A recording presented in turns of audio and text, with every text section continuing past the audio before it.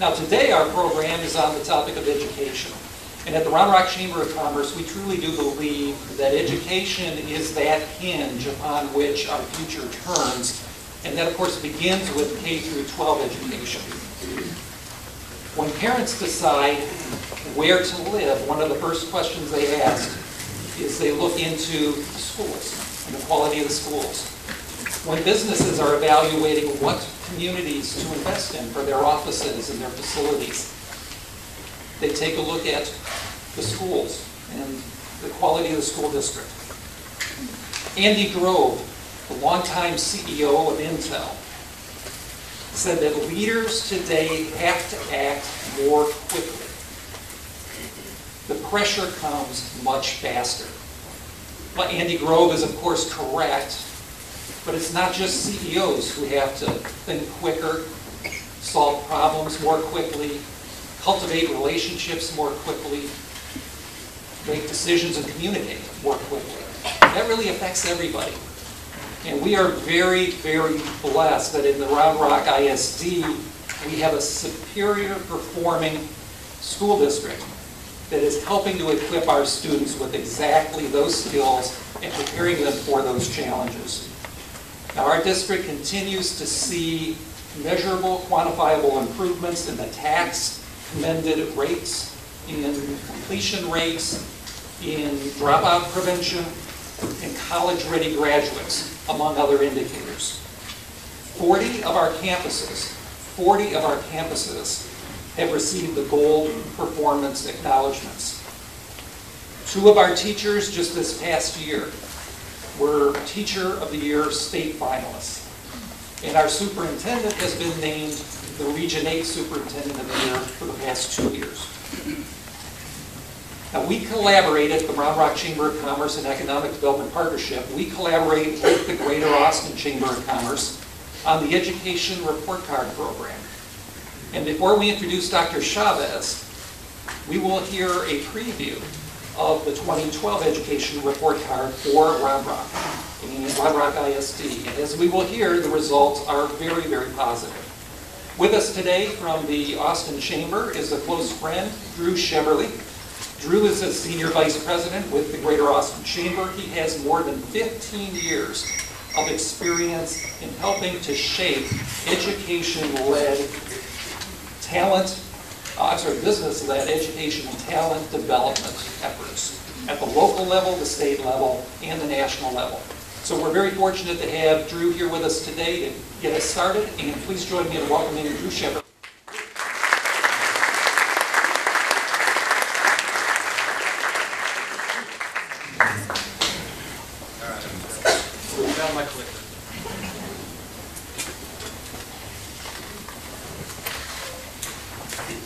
Thank you for having me. You knew in advance I was in Austin. So in the early 2000s, you probably remember that Austin was asleep at the switch on economic development. And we lost 45,000 of our best paying jobs. We had negative job growth for 3 consecutive years. Our payroll dropped $2 billion. Toyota had come to look at Austin as a location out there on 71 east of I-35. There was nobody there to take the meeting from the Austin Chamber. We had our act not together. So Round Rock did. Round Rock tried to pull together this mantle and try and keep things going, but it took a pretty big collapse for us to kind of get that 2x4 across the back of the head and realize that we thought we were pretty, but everybody was pretty. And so we needed to work a little bit harder, and so we worked with Round Rock and with our neighboring communities to create Opportunity Austin as a way to diversify our economy. So it wasn't that we had too much semiconductor, it's that we didn't have enough of other things. It's not that we had too much Dell, it's that we didn't have enough industries. And so business leadership in this region set a goal of raising $11 million to help go out and diversify the economy. And those business leaders raised $14 million for that first 5-year strategy. And the industries that they wanted to focus on were medical device, advanced manufacturing, automotive, because we thought we could get some of the byproduct of Toyota down in San Antonio. These were things that you understand. These are kind of specific types of industries. So when they hired me, they had set aside a third of the funds to focus on making sure that our pipeline was there so that as Central Texan job growth occurred, Central Texans were able to go take those jobs. So what did that mean for K-12? Well, specifically, what it meant for K-12 is we wanted students to have a well-rounded course of study. We wanted to make sure they spoke 2 languages, that they knew physics, that they knew statistics, and that they were on par with the best in the world. China graduates 12% of its students. That is 4 times the number of students as in the United States. India graduates 25% of its students. That is twice the number of graduates as in the United States. So our bottom 50% of graduates are competing with the top 10% in China and India, and we cost more than they do. So the CEO of the chamber put together something he brought in from the Nashville Chamber called the Education Progress Report. We wanted to focus on that well-rounded course of study, making sure that students graduated from high school ready academically to enter the high-performance workplace or higher education without the need for employers to remediate, or without the need for ACC to remediate, or without the need for universities or technical programs or apprenticeship programs to teach them the stuff they were supposed to learn in high school.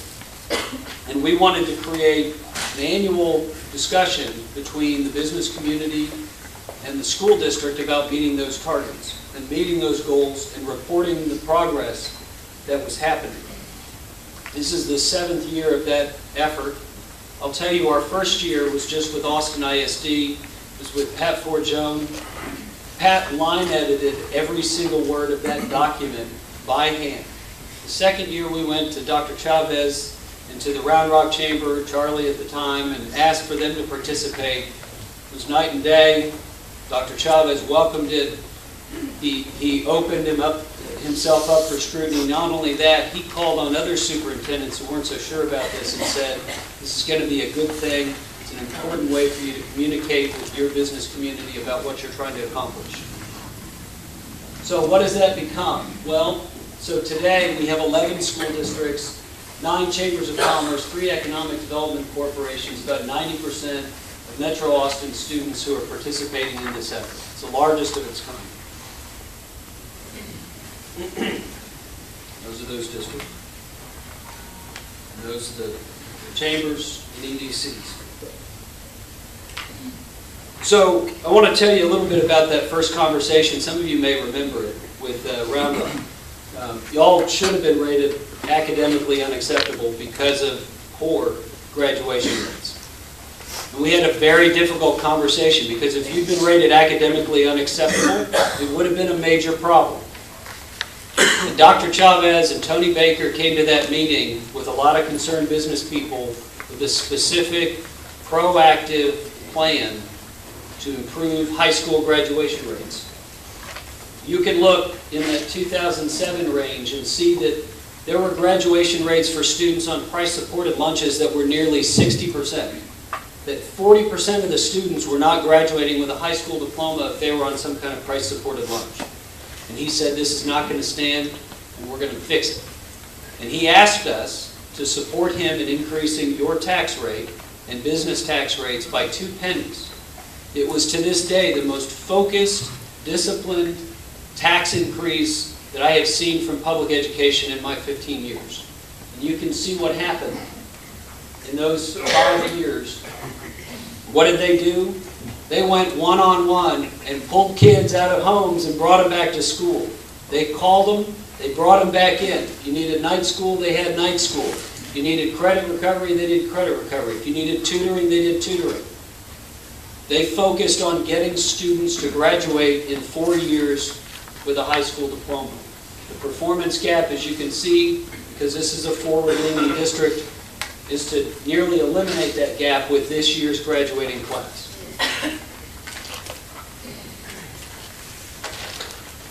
college and career readiness. So this means that when you graduate from high school, you don't need remediation when you go to an employer. It means you don't need remediation when you go to community college or higher education. ELA means you know how to write, and it means you know how to do grammar sufficient to be able to work with a technical manual in a diesel mechanics program. It means you know how to read some Chaucer. It means you know how to function at a level where you don't need remediation, where you can write a one-page memo. The Austin Chamber, through Opportunity Austin, felt that this was so important that beginning with the class of 2010, we invested, through Opportunity Austin, $50,000 a year specifically for Round Rock High School to work with students who'd met the minimum standards they were going to graduate, to work with them on their math, on their exponentials, on their radicals, on their writing a persuasive essay, school uniforms are good, reason, reason, reason, school uniforms are bad, reason, reason, reason. And you can see what happened between 2009 and 2010. Again, a disciplined, focused effort that yielded results. And again, it was Dr. Chávez and it was Tony Baker who led that focus on those seniors to make sure that this became the greatest increase in all of Central Texas.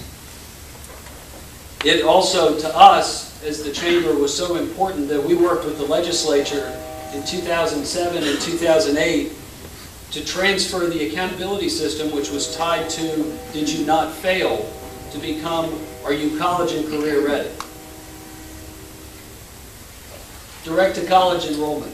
This means that you graduate sometime leading up to May, so you may graduate in November, December, you may graduate in May, but that you enroll either in June or through the fall somewhere in higher education, somewhere in the country.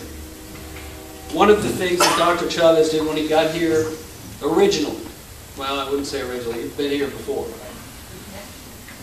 When he returned as superintendent, was to focus on making sure that every student had a post-secondary plan, whether it was a training program, a apprenticeship program, military, which by the way rejects half the people who apply because they're not academically ready, to make sure they all were prepared for and transitioning immediately after high school. So we track it since 2007 on this chart, but if you went back to 2002, again, Round Rock ISD had the biggest increase in the region. Central Texas increased from 52% to 62% over that period of time, and then this recession, I believe, has flattened the region, which you can see all throughout the region as people lost their jobs, incomes were diminished, and tuition and fees still went up, and in 2011 that we had fewer resources in the Texas Grant Program. But we felt so strongly about increasing enrollment, direct-to-college enrollment, that the Opportunity Austin invested for 2 years to make sure that the Round Rock part of Round Rock ISD could participate for free in the ACC College Connection program so that every student could have filled out their application, could have filled out their FAFSA form and graduated college ready. And you could see year over year before Round Rock part of the district had entered it, a 20% increase in Round Rock ISD's enrollment in ACC. I believe Dr. Chávez is going to talk a little bit about academies and sorting through some of the labor market values of credentials, so I will leave those to him. But I want to leave you with 4 overarching themes for, I think, where we are in Central Texas and specifically in Round Rock. 4 themes. 1, next week, Central Texas is going to become the center of the education technology world. Now, you may not be familiar with it, but last summer, the legislature eliminated the word textbook from the education code, which meant that we now have the ability to put $800 million every 2 years into education instructional materials, which could be online, could be open source, could be applications, could be devices, could be tech apps, could be professional development. This is going to change everything about the learning enterprise as you know it. My 7-year-old does his times tables in a game-based program, and you can be assured that more and more of the learning enterprise is going to be moving into this customized platform. And all of the leaders in this space are going to be here next week for South by Southwest EDU.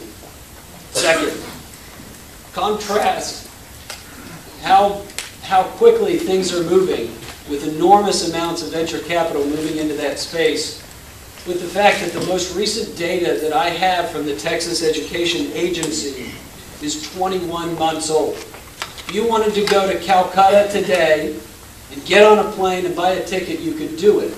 But I can't tell you what happened for the last 21 months. It's crazy.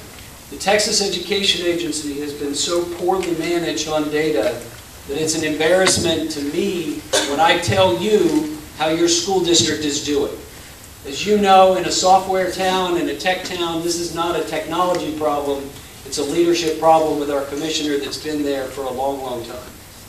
Third, you've probably seen a lot of confusion in the system about the transition to the new assessment system, the new course, new accountability system.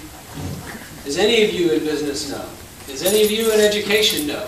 When you've got 4 million students and all of their parents and guardians, and you change, there's no way to over-communicate. You've got to be out early, you've got to be answering questions early, you've got to be pushing information early, repeatedly and repeatedly. The Texas Education Agency has had 6 years to do this transition. The same transition that they've done 3 times before, twice with basically the same people. So when you're worried about how you're going to be evaluated, when you're worried about your college prospects, and you can't get answers 2 weeks before you take the test, it tells you that the Texas Education Agency is not doing their job. So it throws everything into confusion because they're not doing their job. And as I've said, and it hasn't been printed, they've had 6 years to do it, they didn't do it, and now the commissioner has blamed everybody but himself. So my hope is 6 years from now, or 6 months from now, we're not in the same place when we're looking at the accountability system that we're in right now with testing for 9th grade students. And my hope is that you as business people and as parents will ask the agency to get its act together after 6 years and get this right. And the last is, Central Texas and Texas writ large is growing dramatically. We're at 25 million, we'll be at 40 million people pretty soon. So the dynamics are huge population growth, which means in education leadership, you've got to be finding talent to lead your schools, your principals, your teachers, your assistant principals. You've got to be identifying talent very rapidly. Second, education still has a penchant. So people can retire at age 55, 57, 59, as San Marcos superintendent did when she said, I've got life issues going on and I can retire with a full pension, I will. We've got superintendents and senior administrators who've got all the points they need, and we've got to have a large number of people moving into these places. And we haven't developed the talent pool to fill appropriately the leadership positions that we're going to have. I was very involved in the leadership search for Austin ISD, and I can tell you, it is not a deep talent pool in this state for strong leaders.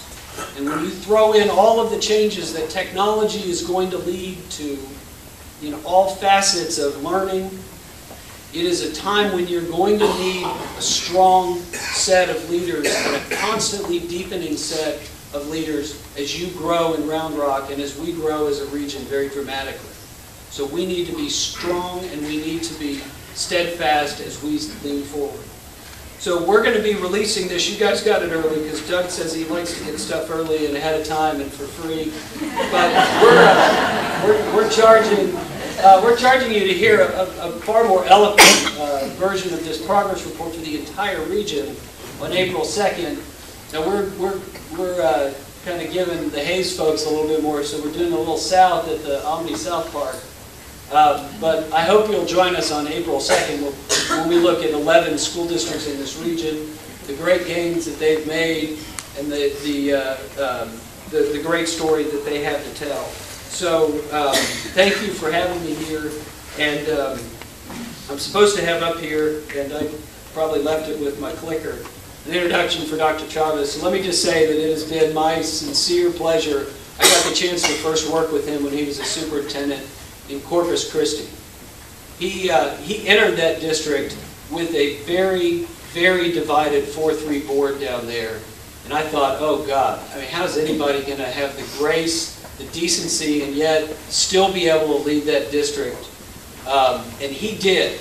And when he left that district to come back to Round Rock, and I'm very happy he did, we got a very good leader. And so I want to welcome again Dr. Chávez.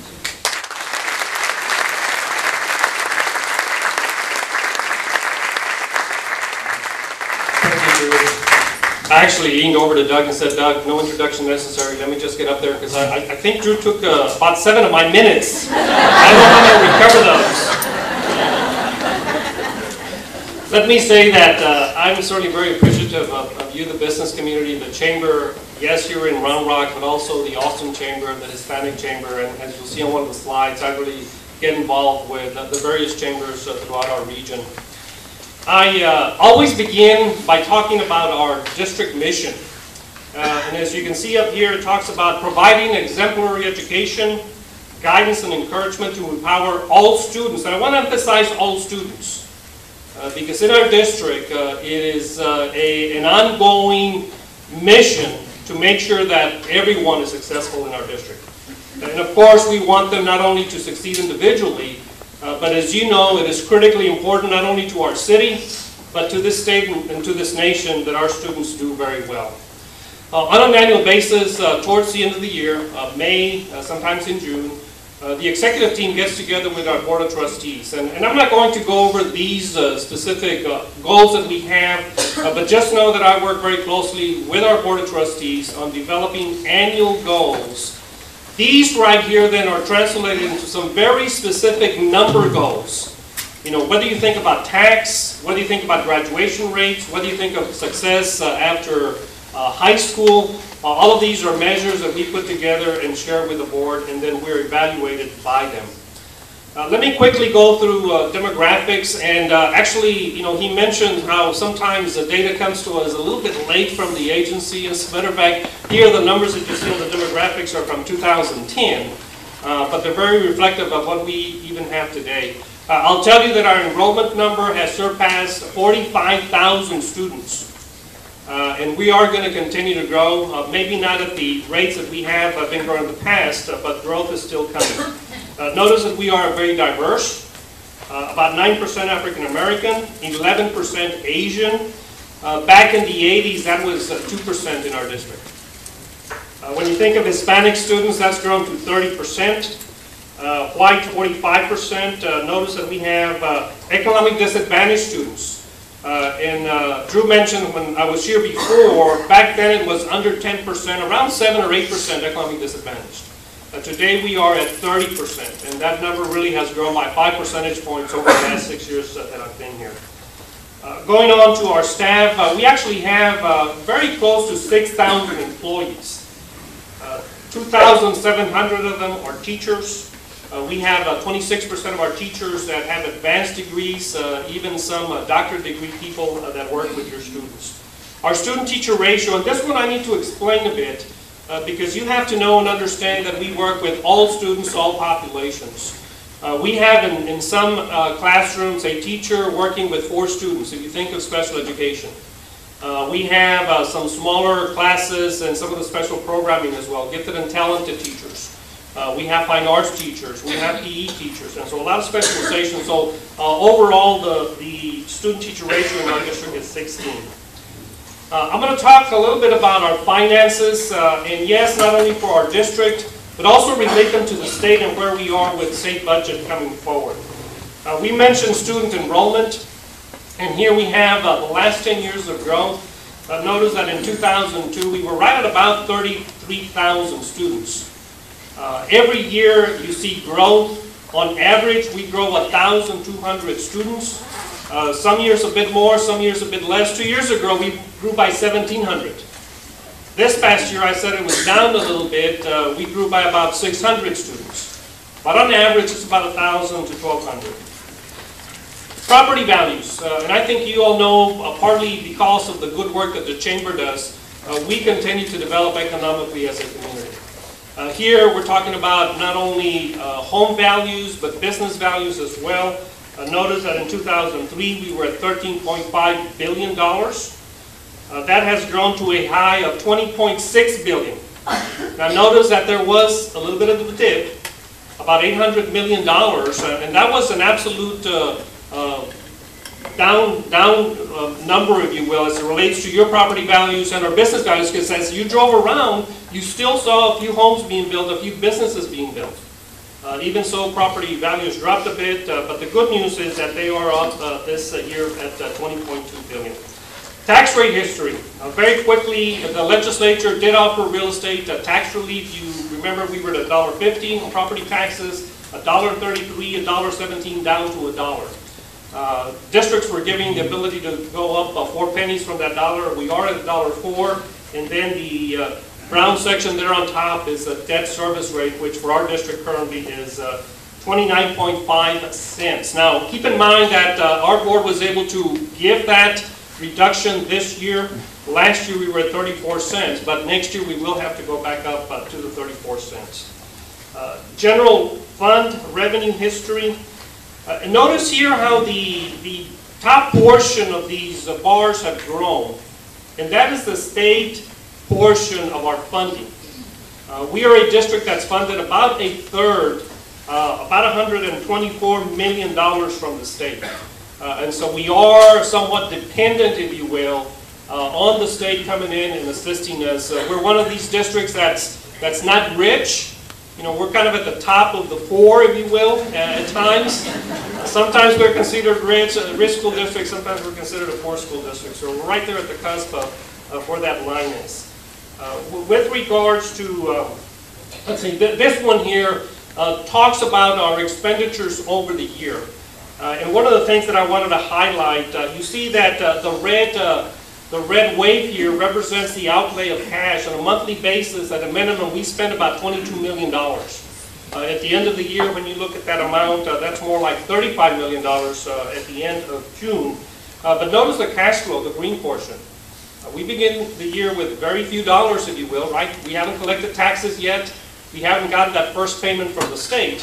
And so really the point of this slide is that we as a district do need to carry a good fund balance. And several times during my presentation I'm going to talk about a good, healthy fund balance, because we, over the years, over the last 20 years, have gotten to a point where, yes, we have a good fund balance, which is going to serve us very well in these lean times when we get cut from the state. So looking at 2012 and beyond, you know that we had a very trying time this past year with the balancing the budget.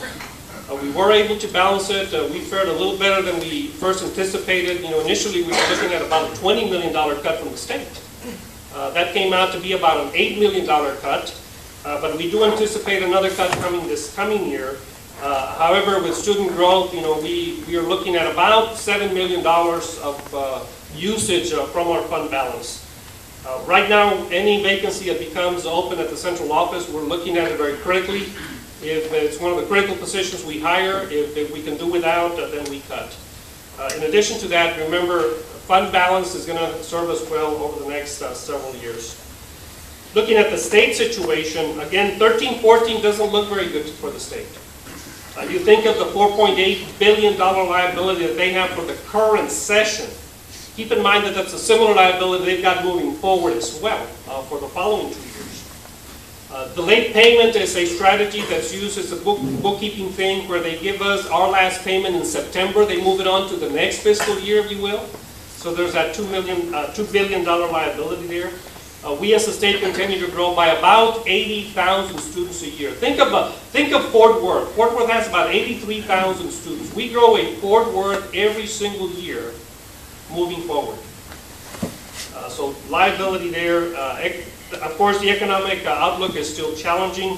You hear a number of beginning the legislative session having a shortage of about $9 to $11 billion. Now, on the good side, And here, of course, this relates also to the city budget. Sales tax collections are up. They have been moving up. And you heard the controller here about 4 months back, 5 months back indicate that this year, this biennium, the state is going to run with a surplus of $1.7 billion. And then one can anticipate, again, with tax collections, and the tax collections going up, sales tax, about $3 to $4 billion available for them. Well, one of the things about our district looking forward is that we have committed to maintaining the current staffing levels at our schools. When I'm before an audience, I ask, how many of you would like to have the quality of education go down a bit? Anybody here? How about the level of service we provide? You know, whether it be our gifted and talented program, whether it be our dual language program, whether it be some of the activities that our students get involved in, would we want to diminish or cut some of those? And the answer usually is no. You know, we want to maintain. That's why we come to Round Rock. Good economics, good quality life, good schools for our citizens and our children. That's why we have continued to grow here. And so yes, we have made a commitment to maintain that quality. We do not anticipate reducing school staffs. As a matter of fact, we told our principals, if we grow by 100 more students, you know, we're going to give you 4 more teachers. For every 25 students, about a teacher for that classroom. So we're committed to that. We remain financially strong, you know, particularly because of the fund balance. As I've indicated, we anticipate using about $7 million this coming year. But in addition to that, our board has also dedicated $10 million for 2 years out, and then another $10 million for 3 years out, anticipating that the legislature is going to make some further cuts. State finance system, you've been reading about the lawsuits that have been filed. As a matter of fact, we've had a 5th lawsuit that's been filed here with regards to efficiency. We are still dependent on the target revenue system, and probably the best thing I can do for you for that understanding, think about Round Rock. Our target revenue is somewhere around $5,600 per student. Now keep in mind that we also on top of that got about $2,000 more. We spend about $7,600 per kid. But think about that $5,600 number. If Pflugerville had that same number, they would get an additional $20 million. Pflugerville, down the road. They're about $4,700 instead of our $56,000. Go up the road to Gerald. Gerald gets $1,000 more than we do. And so the question is, you know, is that fair? Is that an equitable system? Is that an adequate system? Is that an efficient system? And the answer, again, in our estimation, is no. And that's the reason you have seen school districts, including ours, file suit against the state so that we can fix the broken system, make it equitable, while at the same time maintain the adequacy, the good quality that we need to have good success. Let me turn my attention to academy programs. Anybody here have a high school student, particularly a freshman or a sophomore? All right, so you probably know a little bit about academies. Here, we began on a journey a number of years ago. When I first came to the district, and remember, I've been here 6 years. When I first came to the district, we did have academy programs. Every high school maybe had 1, maybe 2 academy programs, and they were unique programs at the various campuses, and we allowed for transfers. But only a limited number of students could take advantage of those academies. So the idea and the intent here on developing wall-to-wall academies is that all students are going to participate in an academy program. And so that's what we have instituted, and I mentioned freshmen because they, making their choices for their sophomore year, have to choose an academy. Likewise, our sophomores who are in an academy right now will continue, or they can switch. It's a fluid kind of thing for parents. The intent here is for them to experience their core content area in that career interest that they have. That we relate the math and the science and the social studies to career interests that they have. And then in addition, of course, a few other advantages which I want to go over as well. Starting a smaller learning community. When you think of our high schools, there are 24, 27, 2,900 students. How do we create a smaller environment for them? We can do that through academies. Certainly we want to focus on college and career readiness in our students. Academies support that. And in addition to that, it gives students the opportunity to experience the real world of work that you experience on a daily basis through internships and through the business partnerships that we develop. We have 3 primary academies at all of our 5 high schools. You see them here: Academy of Professional Services, Science, Technology, Engineering, and Math, International Business and Economics. And then in addition to that, every high school has at least 2 other specialized programs. And so here you see the listing of the various things. We also have a Health Science Academy at McNeil and Stony Point, Fine Arts Academy over at Westwood High School and Cedar Ridge. And then even beyond that, some more specialized programs that we have. Drew talked about the focus that we have on students that are at risk and our dropout prevention efforts. And so I want to review with you here quickly some of the things that we do for students who are falling behind. But I'm also going to review some of the things that we do also to challenge our students to take that more rigorous, the more advanced programming as well. In our district, we adopted failure is not an option as the improvement model. And the last principle of that model is ensuring achievement for all students and then having the systems to be able to assist those that are falling behind so that we can catch up even during the year, not wait till the summertime for them to catch up. So we work with them during the year. We are very proud of our aligned Round Rock curriculum. When you think of what our teachers teach, we're very specific, we're very prescriptive, because we want to make sure that the skills and the knowledge base is there as students move from one grade level to the next. Certainly we also focus on high quality teachers and teaching. Mentors and parent support systems are very important.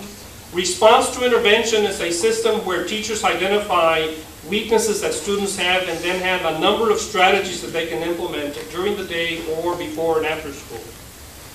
We have E2020 is a computerized credit recovery system where a student is lacking 1 or 2 credits. They can electronically take instruction and yes, get credit again for those courses that they're behind in. One of the things that we do from time to time is do the benchmark testing that you've heard about.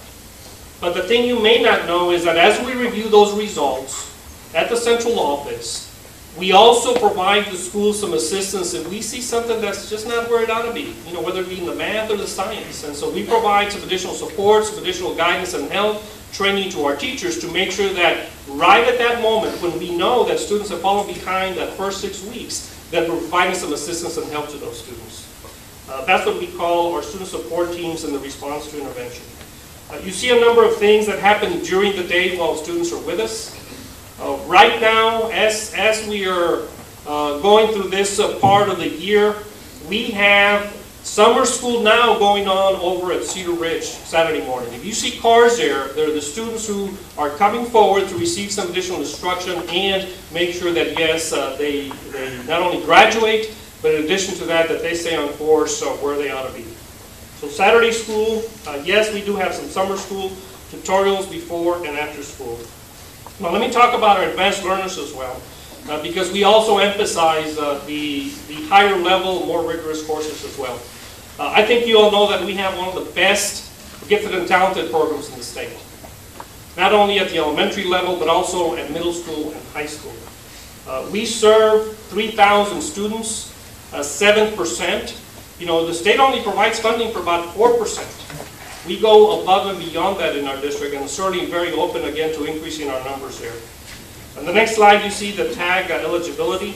But in addition to that, we also have the International Baccalaureate program that we've had for a number of years over at Westwood High School. We have included that program over at Cedar Ridge as well. And not only do we have it at the high school level, but we have the IB program at middle school and elementary school.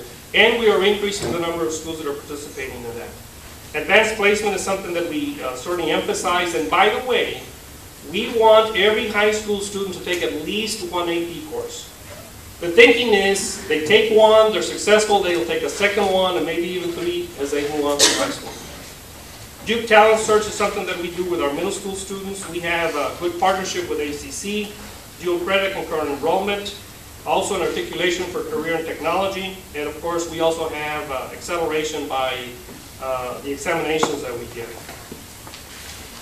Other programs, Destination Imagination, some of these you've heard of. And by the way, every time our students compete in these kinds of programs, our students come back with those big trophies. Not only at the regional level, but at the state level as well. Whether it be the math pentathlon, math counts, or any other competitions like that. Of course, we also encourage the UIL academic competitions. And as I said, our students do very well at the regional level and also at the state level. Let me talk a little bit about our student performance, and Drews mentioned some of this. When you look at the 2011 tax results, I want you to take a look at the green cells and count them. How many of those do we have? There's 15 of them. Now, the important thing about that is that these 15 cells are at the exemplary level. When you think of the blue cells, and there's 6 of those are at the recognized level. 3 of them, the yellow, are at the acceptable level. And when you think of those scores that are there for the tags, and then the ones that are right below that on the commended performance, these scores would have qualified our district to be a recognized district for the 3rd year in a row. Our students perform very well. Our teachers are doing a tremendous job. Let me quickly go through some of the other information that we have. We also have the tax performance here, and what I did, as I said, I came in 2006, so we went back 2006 to compare to 2011, so you all could see the progress over the last 6 years. And so here you see reading language arts, yes, an improvement, that's always been above 90%. Look at the improvement in math. Writing has always been very strong. Improvement in science, social studies improved. Look at the commended rates. Now remember, these are students who score at a raw score of 2,400. 2,300 is considered ready for college. And so here, not only have we improved the performance for all of our students, but in addition to that, we're increasing the number of students who are college ready. The number of students who do very well at the more rigorous level. Let's look at college readiness next. 11th grade performance, you see great improvement in the English language arts, great improvement in mathematics. Look at the college ready graduates. Every single measure there improves. You get the picture here? Our teachers have done very well. Our district has done very well. Completion and dropout rates. Every single area, all African American, Hispanic, white, economic disadvantage. Look at the economic disadvantage figure. Tremendous performance there. Tremendous improvement.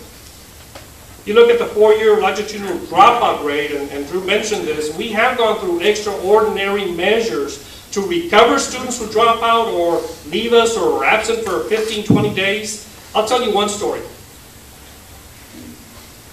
We have a counselor and an assistant principal who knew the student had left Round Rock and they had enrolled. They knew he was in San Antonio. They drove to San Antonio. They talked to the family. They talked to the student. The student came back. It was one of these divorced families. Mom was here, dad was there, and some issues going on with the student that he wasn't going to school. We recover our students. We want them to finish. We take extraordinary measures in that fashion. By any measure that you look at for Round Rock ISD, and the evidence is very clear, our district has continued to improve, and we continue to do extremely, extremely well. I want to finish by highlighting, and I'm not going to go over them. It gives you a sampling of the school, staff, district accomplishments. And they are very many, as I said. We took a sampling of what we've had this past year. You think of 2 Westwood High School students advanced to the International Science Festival. Stony Point High School and Westwood High School earned the National Science, Technology, Engineering, and Math certification. And by the way, we already had 2 high schools that had that. That was another 2. And as soon as we get 4th grade levels over at Cedar Ridge, they are also going to get that certification. 35 Round Rock ISD juniors and seniors named National Merit finalists. And the list goes on and on. Grisham, and by the way, you think of Grisham here, and the band being recognized at the state level. We have one of the best fine art programs in the state. So whether you think of the academics, or whether you think of the fine arts, you know, let's throw in the PE and athletics, we're a very balanced district. We're probably the best district in Central Texas in all three areas. You know, yes, once in a while Eanes beats Westwood, and you know, there's always that competition. Is it going to be Westwood? Is it going to be Eanes? Well, you know, we're there neck and neck with them, and when you think of all of our services that we provide, we are one of the great school districts in Central Texas. Next slide here starts off with Cactus Ranch. We have Gaddis, who's been highlighted, Westwood Music Department, and the list goes on and on and on. Student and school recognitions, Old Town students chosen to participate in the Lone Star Leadership Academy. You see Blue Bonnet, and then a number of other schools have received state and national honors. We're very proud of our schools, we're very proud of our district. And I think, as you can see from the information, not only that the Chamber has presented, but that you see here, we continue to excel. I know that our board is committed to continuing to improve even what we do and how we move even from where we are today, as I am as well. Let me stop there because I do want to leave a few minutes for questions. I know we've run a little bit over, but I'm going to go ahead and stop there and see whether there may be a question or two that I might respond to.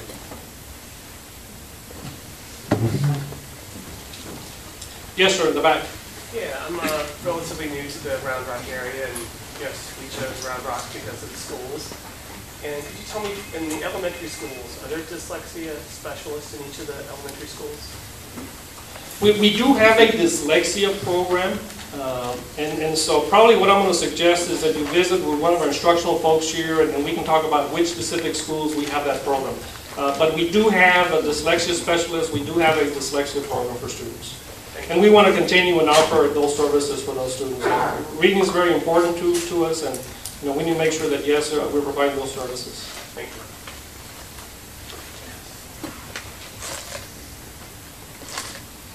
Yes? How can the business community get more involved in the Partners in Education program in the academies? Very good question, and I didn't pay her to ask that question. That money. We have Greg Miller here, who is the president of the Partners Education Foundation, but we also have Marianne, who's very energetic and works with that program. So yes, you know, talk to Marianne Reeves with regards to the foundation. In addition to that, I know that we, the business, have a partnership liaison, Michelle Jackson. And here, particularly with the academies, you know, we're looking for businesses to come and work with students. Students get a whole lot of experience by being right next to that professional. I know we've got some architectural people here who, not only at Westwood but in other sites, have brought their architects and engineers to the engineering classes that we have and the drafting classes that we have, and reviewed the renovation that's going on at Westwood High School. So those kinds of things, you know, businesses can do for us. And remember the academy areas that we talked about. Not only the science and engineering and math, but we also are looking for health science, health services. Also the business and economics is a very important area. So yes, coming to the schools, working with students, money always helps, but really we want the human time. We want that human touch with regards to business people working with students and teachers. I'll let you all go. Thank you all very much. I'll be around.